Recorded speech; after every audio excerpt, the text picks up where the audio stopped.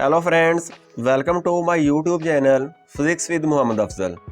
आज हम जानेंगे अबाउट म्यूचुअल इंडक्शन। सपोज करें कि हमारे पास एक कॉइल है जिसको हमने एक बैटरी और रियोस्टेट के साथ सीरीज में कनेक्ट किया हुआ है।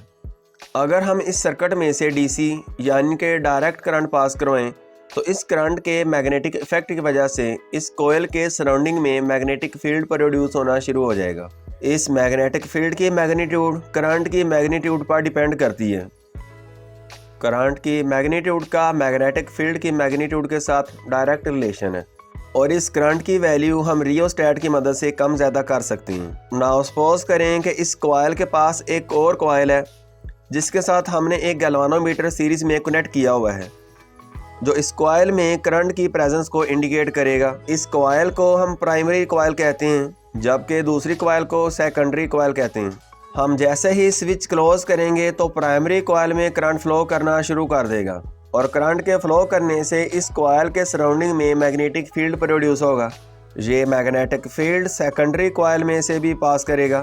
फैराडेज लॉ के मुताबिक अगर किसी कॉइल में से पास करने वाला मैग्नेटिक फ्लक्स चेंज हो उस कॉइल में एक ईएमएफ इंड्यूस हो जाती है। फैराडेज लॉ की वीडियो का लिंक डिस्क्रिप्शन में दे दिया गया है, आप इसे वहां से देख सकते हैं। सेकेंडरी कॉइल में से पास करने वाला मैग्नेटिक फ्लक्स जस्ट स्टार्ट में चेंज होगा, इसके बाद मैग्नेटिक फील्ड सेकेंडरी कॉइल में से पास तो करेगा लेकिन चेंज नहीं होगा क्योंकि प्राइमरी कॉइल को डायरेक्ट करंट मिल रहा है जिसकी मैग्नीट्यूड कांस्टेंट होती है। अब इस रियोस्टेट की मदद से हम रेजिस्टेंस को बार बार कम ज़्यादा करके प्राइमरी कॉइल के करंट की वैल्यू चेंज करेंगे जिससे प्राइमरी कॉइल की वजह से प्रोड्यूस होने वाला मैग्नेटिक फील्ड भी चेंज होगा और ये मैग्नेटिक फ्लक्स सेकेंडरी कॉइल में भी चेंज होगा जिससे सेकेंडरी कॉइल में ईएमएफ इंड्यूस होगी।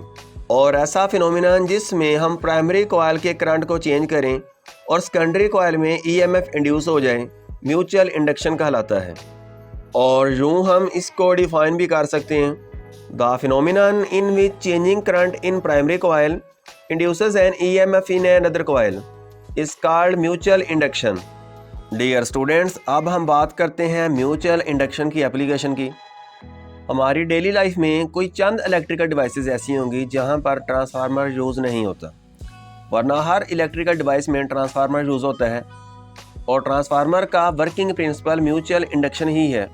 ट्रांसफार्मर की वर्किंग को अच्छे से समझने के लिए ट्रांसफार्मर की वीडियो देखें जिसका लिंक डिस्क्रिप्शन में दे दिया गया है। I hope now you have complete understanding about mutual induction. Dear students, अगर आपके माइंड में कोई भी क्वेश्चन हो तो कमेंट बॉक्स में कमेंट करके पूछ सकते हैं और अगर आपको वीडियो अच्छी लगे तो लाइक और शेयर करना ना भूलिएगा।